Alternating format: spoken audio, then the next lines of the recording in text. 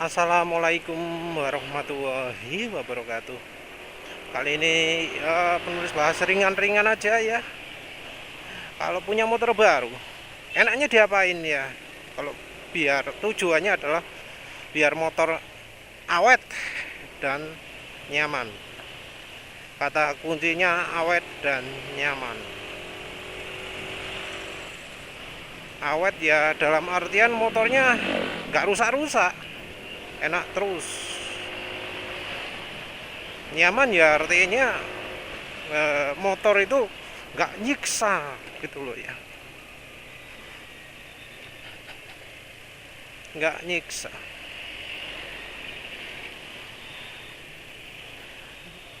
Ya kita nggak usah di bahasan ini kita abaikan soal garansi ya, karena ya modifikasi ya, walau sepele sama dealer itu dipakai alasan untuk menolak garansi.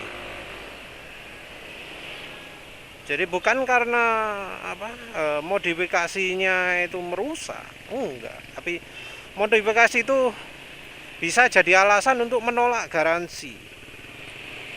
Jadi misal ganti ban yang lebih ngegrip, lebih bagus, itu sudah modifikasi itu. Gak peduli alasannya bannya lebih mahal atau tetap dianggap merusak garansi, karena ya dari mana lagi alasannya gitu loh untuk menolak garansi. Ya karena ya mau bengkel resmi, mau pabrikan motor, itu gimana caranya walau ada masalah konsumen nggak bisa ngeklaim. Cuma kalau sudah debat panjang lebar banget dalam ya wis pokoknya kalau sudah bertele-tele sekali baru dealernya itu mau mengganti. Nggak mau rugi mereka walau ya ada jaminan mesin, garansi mesin, itu di atas kertas. Tapi kalau nggak gitu, kalau konsumen nggak berjuang sampai habis uang segala, habis uang dan waktu, nggak akan dibela. Ya wes kita abaikanlah hal itu ya.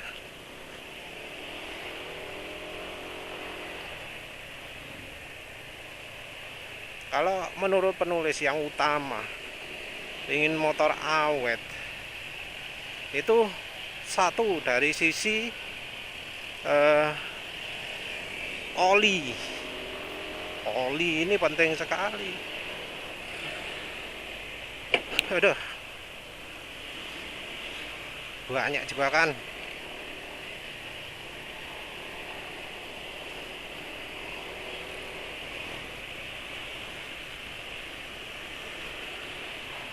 Oli penting sekali.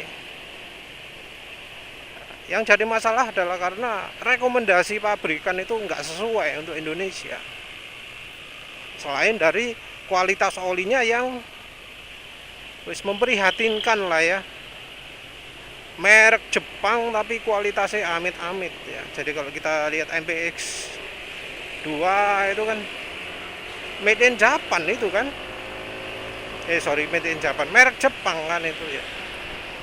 AHM Oil belakangnya ada kodenya Idemitsu.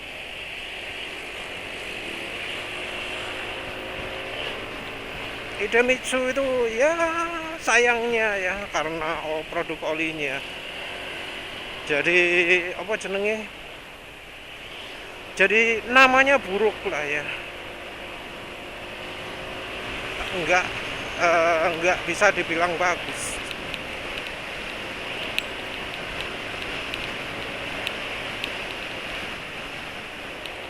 Rekomendasinya juga rekomendasi ngawur.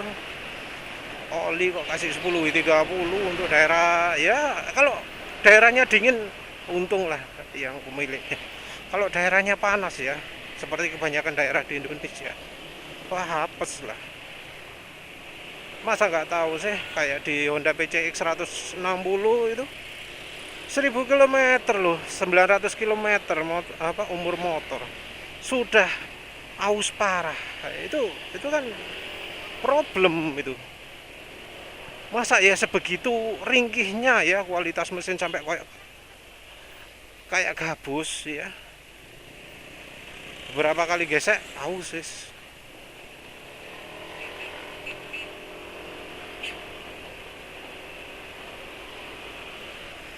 Oli itu yang paling penting. Ada yang tadi tanya oli kalau untuk break in gimana. Kalau untuk kita bukan soal oli break in ya, tapi oli untuk mulai dari awal sampai akhir dijual itu apa. Oli yang bagus itu dipakai jangan cuma waktu break in toh.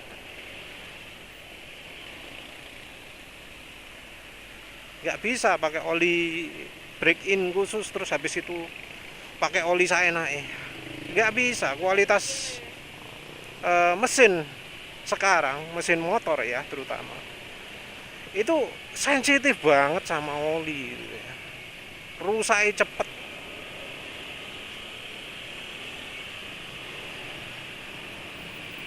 Jadi mulai dari kapanpun oli itu jangan sampai pernah dapet yang jelek. Motor NMAX penulis jadi contoh ketika baru, motornya masih baru pakai oli jelek, ya malu.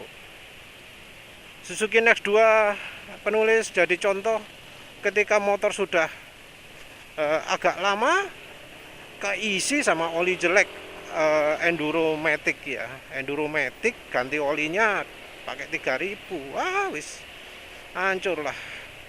Kualitasnya jelek kan Enduromatic itu. Lalu Pertamina, jelek ya jelek.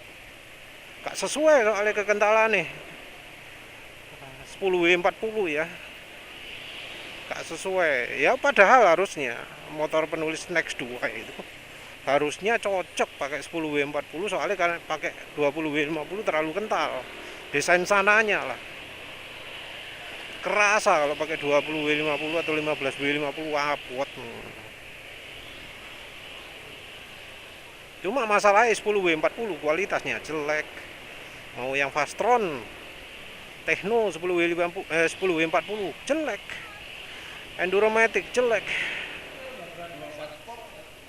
Oli yang menurut penulis layak pakai sekarang ini ya cuma beberapa.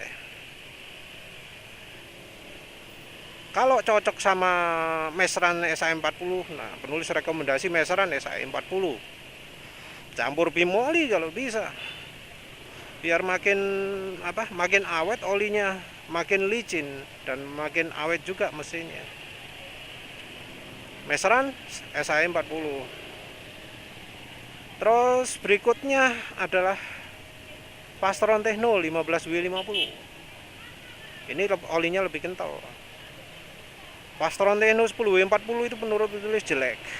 Kalau 15W50 oke. Walau cuma kelihatan beda dikit gitu, tapi entah mengapa ya kualitasnya kok bisa beda jauh. Terus setelah itu ada merek Repsol, ada merek Bardahel. Repsol ya menurut penulis cukup bagus lah. Mungkin lebih bagus dari Fastron Tekno. Bardahel itu lebih, istilahnya lebih apa ya, lebih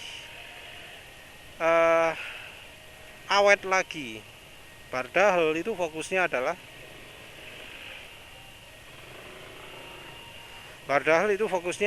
untuk awetnya.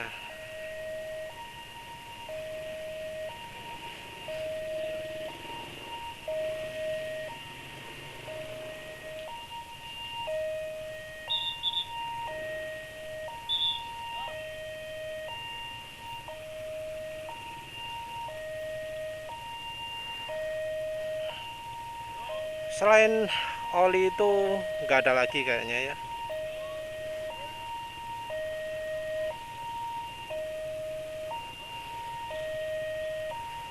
Nah, udah oli itu ya. Penulis rekomendasikan mulai dari awal.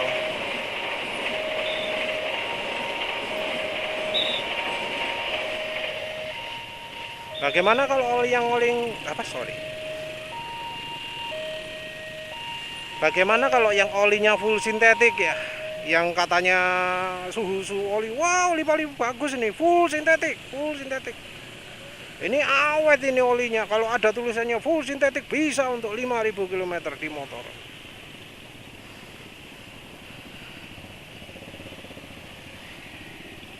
Ya oli-oli yang penulis sebut sebelumnya, Mesran, Pastron, Bardahel, dan Repsol. Kalau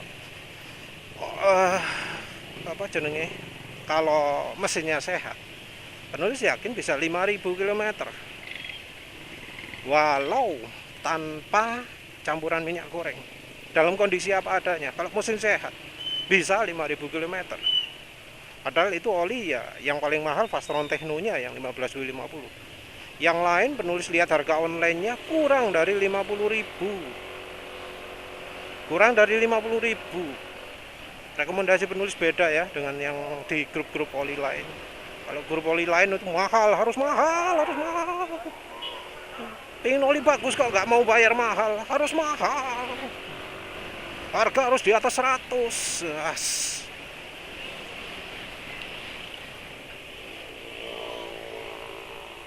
Oli itu lebih kepada yang buat resepnya, bukan yang bahannya. Oli mahal itu seringkali karena bahannya, karena mereknya.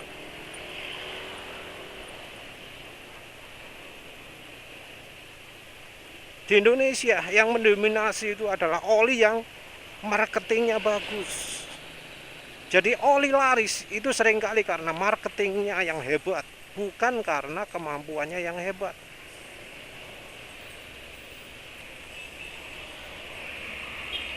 Oli Repsol sekarang kan ya nggak terlalu populer kan ya. Walau ada Repsol Honda ya. Tapi orang kan sekarang skeptis sama Repsol, jadi nggak populer kan. Orang malah lebih milih Top One misalnya. Motul soalnya sering disebut-sebut ya, padahal dia nggak begitu bagus olinya. Amsoil, wah katanya luar biasa ya, penulis pernah coba kecewa tuh ya.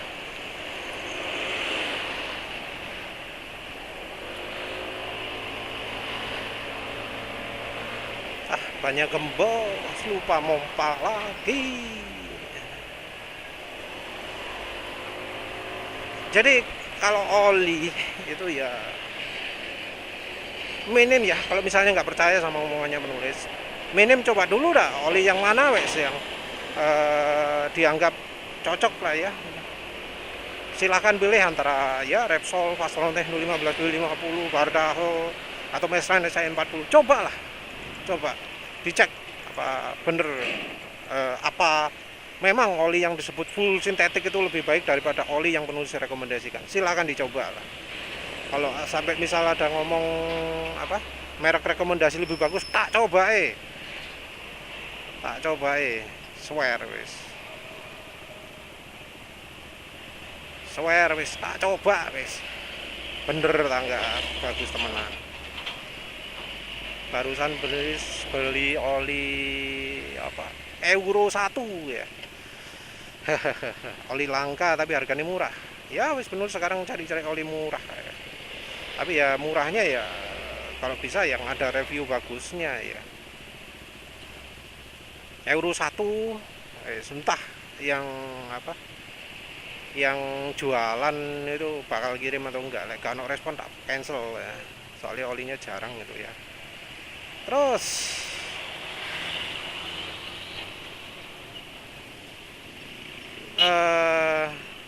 apa jenenge, selain oli itu yang penting kalau motor ada kulannya, itu ya kulannya itu yang perlu diperhatikan. Kalau pingin benar-benar motornya awet, gak sering overheat, gak sering kepanasan, bermasalah mesin mati, itu ya terutama adalah kulannya itu. Kalau misalnya merasa eman macam-macam, ganti yang merek cukup terkenal, merek Preston lah ya. Warna samakan dengan yang aslinya. Kalau warnanya hijau, pakai yang hijau. Ya sebenarnya itu cuma warna tok ya.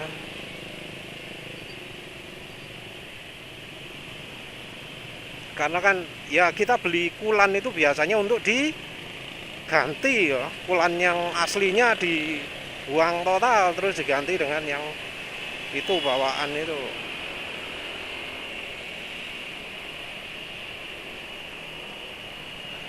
Tapi kalau misalnya ingin aman ya pilih yang sewarna. Prestone. Nah, kalau mau merek lain terserah.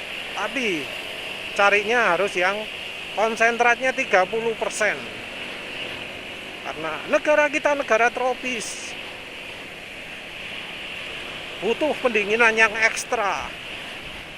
50-50 itu adalah rekomendasi untuk negara musim dingin. 50-50 itu adalah rekomendasi untuk kulan dalam keadaan musim salju. Bukan untuk musim panas. Bahkan kalau musim panas konsentratnya malah dibilang 10% cukup. Nah terus nanti suhu titik didihnya kan apa jenenge? Rendah. Ya cari oli yang bagus. Cari yang konsentratnya kecil tapi suhu titik didihnya bisa tinggi. Tapi ya sebenarnya ginilah.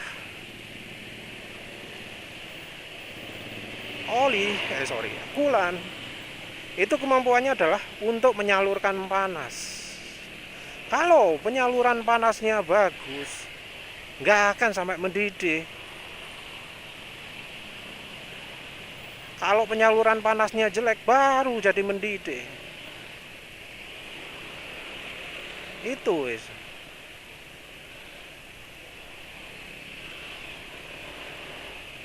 Masa nggak ada sih oli yang bisa dingin terus bisa apa jenenge titik didihnya tinggi, ya mesti ada lah ya.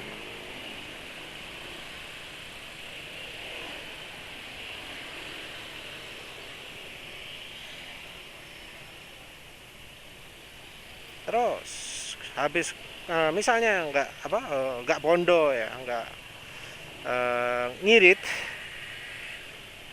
pakai alternatif. Jangan dibiarkan aja, tapi cara paling kasarane ya, cadangan kulannya ditambahi air. Wis penuh ono lah wis. Overflow ya apa-apa wis. Airnya makin banyak, tambahi air. Airnya ya pilih yang air rendah mineralnya ya, rendah kandungan partikelnya. Biasanya disebut no TDS. Kalau alternatif air minumnya merek Leo. Atau ya silahkan cari air yang kandungan mineralnya sedikit. Ada kan pasti. Sekarang banyak. Itu soal kulan. Yang penting lain adalah bensinnya.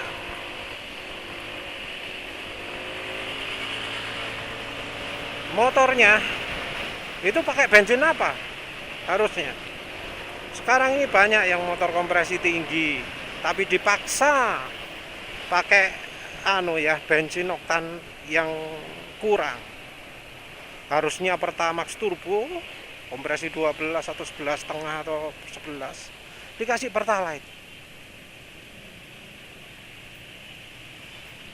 Nah ini jangan dibiarkan ini. Walau yang motornya motor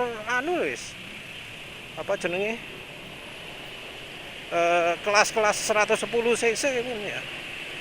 Itu kalau merek Honda biasanya sebenarnya butuhnya bensin yang oktannya cukup tinggi, minim Pertamax. Pertalite itu kurang. Ciri kalau misalnya oktan bensin kurang, dibiarkan idle, itu otok-otok. Kalau diperbaiki dalam beberapa waktu jadi otok-otok lagi. Nah itu bukan karena komponen CVT-nya yang lemah, bukan karena kelingan magnetnya yang lemah, tapi karena ya memang gerakan mesinnya gak lancar, tersendat-sendat. Karena tersendat-sendat itu makanya jadi kocak semua CVT-nya, magnetnya atau apapun lah itu. Jadi komponen kocak itu bukan penyebab, tapi sebuah akibat. Akibat pakai bensin oktanya terlalu rendah. Ya walau memang nggak keseluruhan gitu, tapi menurut penulis mestinya seringnya seperti itu. Kalau sudah seperti itu ya mesin mati-matian, suara mesin makin lama makin kasar, bearingnya cepat kocak, gak awet motor. Kalau memang niatnya itu pingin pakai pertalite ya, karena ngirit, ya modif lah motornya, dimodif. Modif paling sederhana kalau nggak salah itu adalah sealnya, silinder itu ditambah.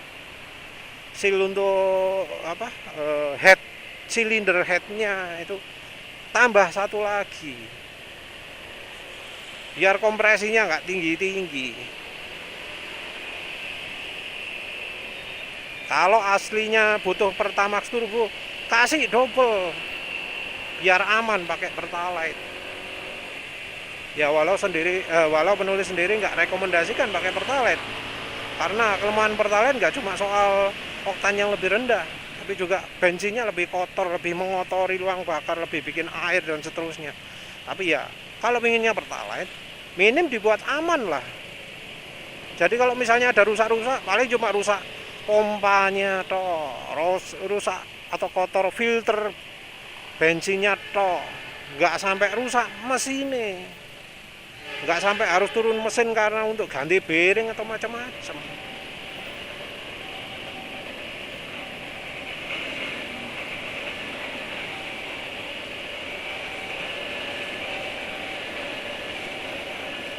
Itu harusnya minim ganjal ganjal, ditambah silinder headnya. Ya pakai orisinil lah silahkan. Kalau nggak gitu ya modif lah, cari apa. Jangan mengandalkan aditif campur ke bensin ya. Soalnya nanti suatu saat lupa. Pakai cara yang permanen. Magnet itu bisa meningkatkan. Jangan magnet ferrit, jangan magnet itu ya, neo ya, yang mengkilap putih, mengkilap warna krom gitu, jangan. Pakai yang ferrit, tapi ukurannya yang gede, segenggam telapak tangan gini, minim. Dekatkan ke selang bensin. Enggak gitu ya, pakai cemenite ya, cemenite. Silahkan buat. Butuhnya kabel CAT5, kabel jaringan komputer, kabel networknya komputer. 2 meter. Wes itu buatan cemenite, wes. Tinggal nyari semennya tok. Asal buatnya yang bener tapi. Penulis juga sekarang ini pakai pro kapasitor. Pro kapasitor penulis pakai, ya akhirnya motor penulis aman pakai premium. Ya mungkin kompresinya masih 10,5. Tapi motor penulis awal-awal pakai premium. Apa enak tarikannya? Oh, enak lah. Masih lebih enak daripada sekarang soalnya ya. Sekarang lagi nyoba-nyoba oli sih ya. Tarikannya lebih enak daripada sekarang. Sekarang seng-sengeng. Ini gak enak. Ini karena oli. Waktu pertama pakai bensin premium enak tarikannya. Soalnya oli ini sih masih oli Fastronteno sama Maestran ya. Ya, jadi ingat sekarang tarikannya nggak enak kan. Jadi penulis pakai pro kapasitor. Kalau penulis pakainya satu di selang bensin, satu di kabel busi. Itu bisa membantu. Tapi ya silahkan lah, caranya macam-macam. Yo, apa caranya oktane turun? Mau butuhan oktane turun. Apalagi kalau sampai senengannya jadi buka filter knalpot racing, wah itu makin butuh lagi itu. Ya apa caranya kebutuhan oktan bensin turun? kalau pengen mesinnya aman. Terus apa lagi ya?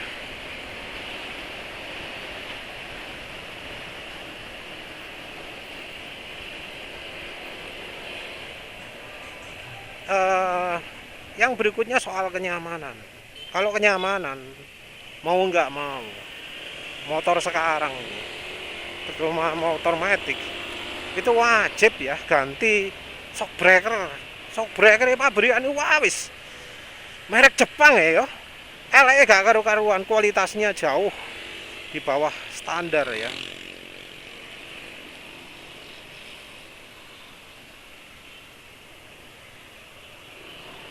Jadi harus ganti shock breaker. Bondo lah. Merek DBS lo murah.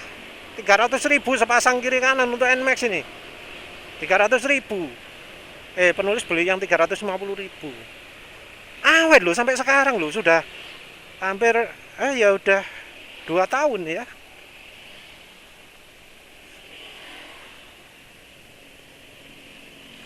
Sudah menginjak tahun kedua. Awet. Nggak kayak orisinilnya yang harganya 1,3 orisinilnya. Wes. Mahal.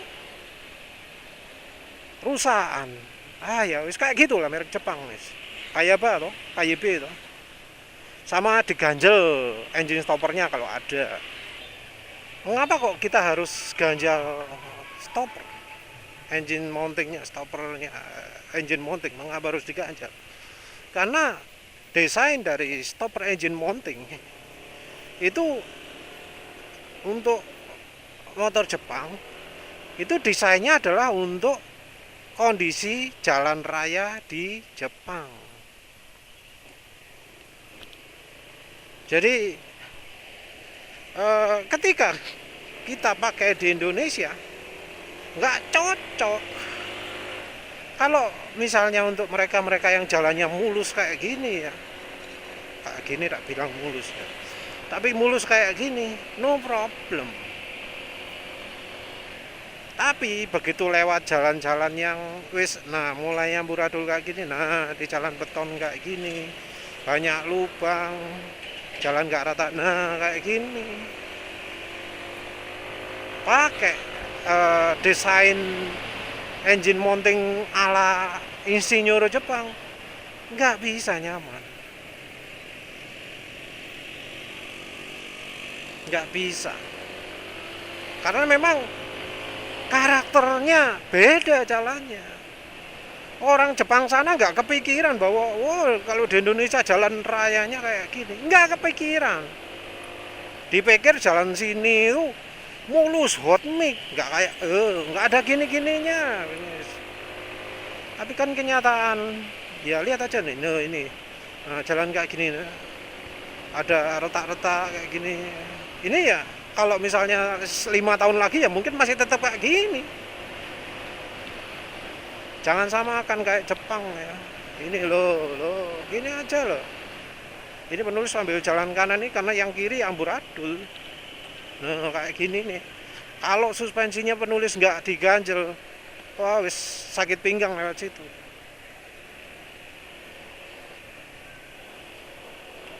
Jadi wajib itu. Yang berikutnya adalah bandul setang ya. Mengapa kok harus ganti bandul setang? Karena biasanya bawaan itu terlalu ringan. Motor manapun wis. Padahal sekarang karakteristiknya motor itu getar. Jadi karakteristiknya motor itu sekarang getarnya amit-amit. Entah mengapa ya, nggak peduli motor manapun. Itu getarnya lebih ekstrim daripada motor penulis yang Suzuki Spin ya. Motor tahun 2009.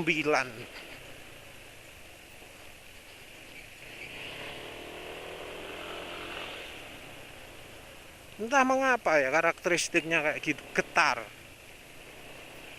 Tapi terus terang getaran motor penulis sekarang nggak se ekstrim ketika motornya masih baru ya. Entah mengapa.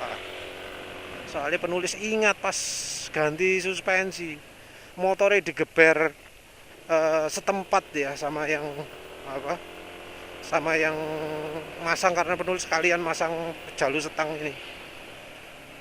Amit-amit gitu. Wah, soro nemen ya. Mungkin karena pakai oli Yamalup mungkin ya. Tapi sekarang enggak, karena ya penulis pakai oli ya selalu yang oke-oke terus. Ya kalau nggak oke gantinya lebih cepet lah.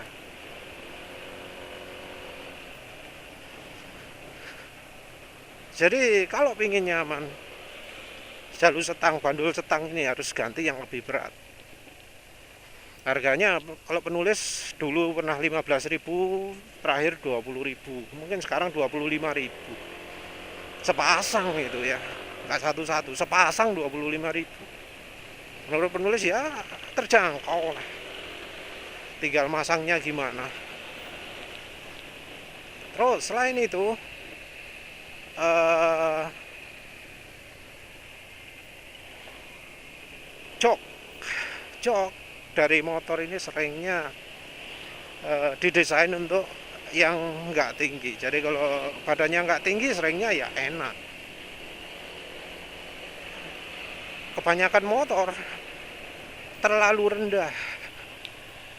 Nah, kalau sudah terlalu rendah, mending dimodif joknya, ditinggikan, disamakan antara depan dan belakang. Jadi jangan belakangnya yang dipapras, tapi depannya yang ditambahi. Buat sedemikian rupa sehingga ramping, tinggi tapi ramping. Tujuannya ramping apa? Biar paha itu loh, paha biar bisa rapet. Kalau yang pahanya tebel gitu ya, ya termasuk penulis ya. Kalau apa? Pakai jok yang lebar model ala Lexi gitu,